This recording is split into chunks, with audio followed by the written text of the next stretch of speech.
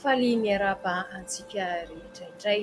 Ny loha hevitra izay ho fakafakaintsika manaraka dia ny tafiditra anatin'ny tontolon'ny asa ihany momba ny fanararaotana ara-mofo. Ny tanjona moa aminy dia ny hanolotra vahaolana mahasoa hiatrehana izany olana izany.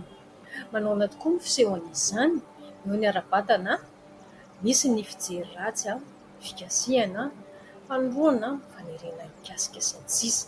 Ny ara-tsaina, ny fandrahonana dia lasa manimba ny arak'asa. Ny ambava miteny momba ny fitafiana ny vatana, ny tsaho sy ny sisa.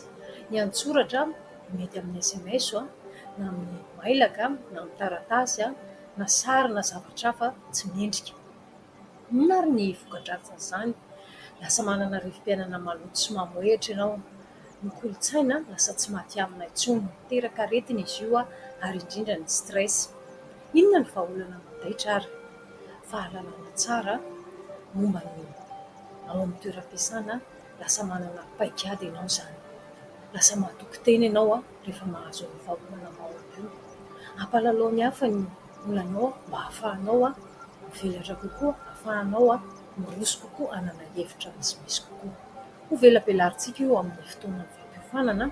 Koa manasa anao ary ny folo May ho avy izao ao amin'ny Zoom, izay tsy miova hatrany ny lien isokafantsika noho izy amin'ny roa ora. Mankasitraka indray ary mandram-peo indray.